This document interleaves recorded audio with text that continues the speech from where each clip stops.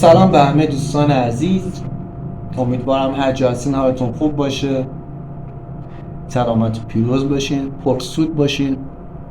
توی این ویدیو قراره یک هدفهای خودم رو بگم، نه میخوام بهتون بگم الان موقع خروج ورود نگه دارین، نمیدونم سیگنال بدم یا نه، فقط میخوام افکار خودم، کاری که دارم انجام میدم و بهتون بگم. دوست داشتین با من پیش برین که فوا، دوست نداشتین به چقدر بهتر، اصلا خودتون برین تحقیق کنین، خیلی هم خوبه. من برم روی چارت بیت کوین،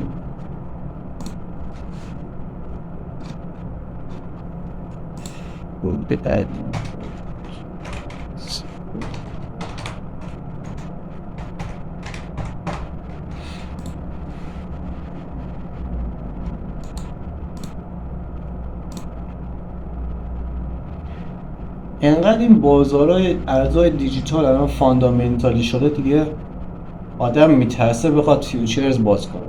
یه زمانی بود خودم اسپات کار نمی‌کردم، الان با خاطر این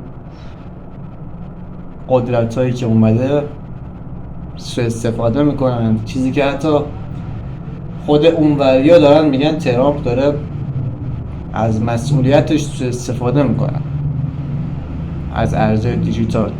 بیاد توی تروس سوشال قبل اینکه خبر بده یه مجموعی رو جمع میکنن، میگه میتونید با بسته ماهانه خبرهای من رو بخرید قیمت چند ده هزار دلار که بتونن راحت، داره میگه بتونید پوزیشن باز کنید. یکی توی دنیا همچین کاری کرده، این اولین نفریه که داره همچین کاری میکنن. بریم رو قیمت رو چارت بیت کوین صاحب کنم. همینطور که مشاهده میکنید الان قیمت بیت کوین نزدیک 80,000 دلار. بعد چند وقت یک سقف خوبی زده. بهتون میگم الان اینجا چیکار بکنم یا چیکار بکنیم. دوست داشتین با من پیش بریم، یعنی من اصلا قبول نمی کنم، تو کتم نمیره بخوام بهتون بگم الان این کار انجام بدین یا نکنین. شما اگه سود کنین به نفع یک جامعه ای، چون ارز وارد کشور میکنین، و از اون ور اگه ضرر کنید خب ارز خارج میشه و ضرر میکنین، به حتی به منم ضررش میرسه چون تورم مثبت میشه و ریالمون بی ارزش‌تر میشه. برای همین دوست ندارم کسی ضرر کنه. هر چقدر میتونیم ریسک رو بیاریم پایین. نمیخواد یک روز میلیاردر بشی، یک ماه میلیاردر بشی. با همون پولی که داری مهم نیست چقدر، خب مواظبش باش. با این وضعیت هک و هوش مصنوعی خیلی مراقبش باش. خبرها رو خیلی دنبال کن، یه موقع امنیتی و چیزاشو همش رعایت کن. خب نگاه کنین الان ما اینجا یه کندل داریم اینجا، بهتون نشون بدم قشنگ خیلی شدید. نگاه کنین چقدر شدیده این کندل، یکی دو روزه است اینقدر شدیده. اینو من بذارم اینجا نگاه کنین بی سابقه ایه. اصلا همچین نگاه کنین توی 3-4 روز اینجوری شده، ولی این توی یکی دو روز، بهتره بگم یه روز، یک روز همچین کندلی، اونم با خبر ترامپ.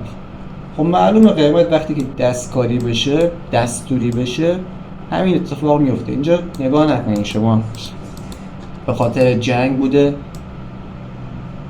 ولی این قیمت که اینجا شما دارین میبینین پامپ کرده به خاطر یک قیمت دستوری بوده. گفته ما نمیدونم هایپر لیکوید رو میخوایم بیاریم تو بازار آمریکا. حرفای مثبت میزنن که خودشون هم کلی سرمایه دارن، میتونن همون با سرمایه خودشون اصلا کل بازار رو پامپ کنن، پامپش کنن. اینجا به خاطر که جنگ شده بود و حتی خود ترامپ هم انتظار اینو نداشت. تو این محدوده،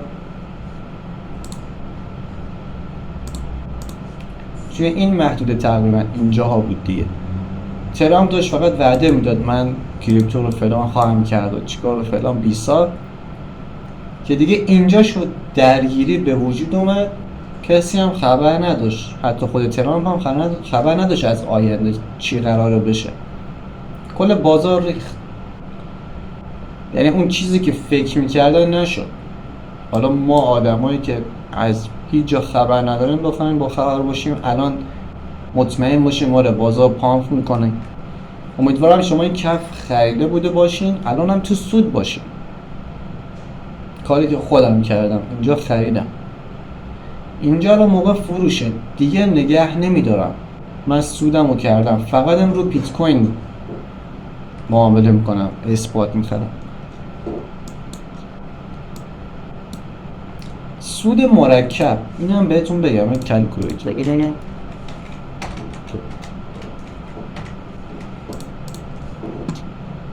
اگه شما میگم خب اینجا این محدوده جایی که من خریده بودم، اینجا بخریم اینجا بفروشیم میشه 20% دیگه. خب حالا اگه شما اینجا بفروشیم میشه چقدر؟ حدودا میشه 40%. اینجا چی؟ اینجا 60%، اینجا 80%، اینجا 100%.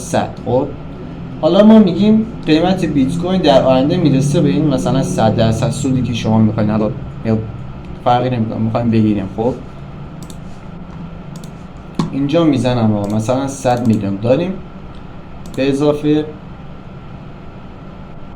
100%. خب معمولا میشه دیگه، همتون میدونه 200 میلیون. خب ولی سود مرکب اینجوریه که شما 100 میلیون دارین و بیت کوین الان مثلا 20% دقیقاً رفته توی سود، میشه چقدر؟ 120 میلیون. خب اینجا یک معامله من میبندم، کلا میکشم بیرون. خب دوباره میرم همون بیت کوین رو میگیرم، یعنی با اینکه همینجا فروختم خب دوباره همینجا میخرم با همون قیمت. ولی این بار چه فرقی میکنه؟ اینجا شما پولتون 120 میلیون دارین بیت کوین میگیریم، اینجا باز دوباره میگیم قیمت بیت کوین 100% رشد میکنه تو آینده دیگه. مثالش هم زدیم اون میشد 200 میلیون. خب اینجا میخوام همون مثال رو بزنیم ولی با سود مرکب. خب اینجا هم یک 20% دیگه بهش اضافه کنیم میشه چقدر؟ 40%. خب من اضافه میکنم 20% دیگه میشه، میبینید تقریبا 4 میلیون اینجا سود مرکب بهمون سود داد. حالا فکرشو بکنید شما وقتی اون 100% تا وقتی 100% برسه شما 20% بکشیم بیرون باز دوباره بخرین، همین 4 میلیون خودش توی فکر کنید توی یک سال خیلی میشه. هدف من اینه که توی یک سال بخوایم حداقل 15% از سود مرکب بکشیم دیگه. وقتی این کارو بکنیم دیگه هوایی نمیشه ما یک ارز دیجیتالی بخریم که یک سال نگهش داریم که 600% بره بالا. همچین چیزی اصلا ممکن نیست. من خودم بودم دیگه، اولین معامله‌ای که کردم 50,000 تومان بیت کوین بود، دیدم 4,000 تومان سود داد، کلا کشیدم بیرون، از صرافی کشیدم بیرون، دیدم راسته. معامله بعدیم حقوقمو گذاشتم، تقریبا 18 میلیون سال پیش گذاشتم، شده بود 60 میلیون. کسی که خودش توی نات کوین و اینا بوده دیگه. الان نمیام رو بیت کوین همچین کاریو بکنم، نگه دارم که چند سال بعد میخواد چه اتفاقایی بیفته با این هوش مصنوعی یا نمیدونم کلی اتفاق دیگه با این جنگا اینا. بعد مال قدیم بود که میگفتن بیت کوین توی دراز مدت سود خوبی میده، الان فقط باید اثبات، اونم بخری بفروشی به موقع. این توی یه هفته توی یک ماه 3 تا معامله داشته باشی سود باشه، خیلی باید خودت رو شوک کنی.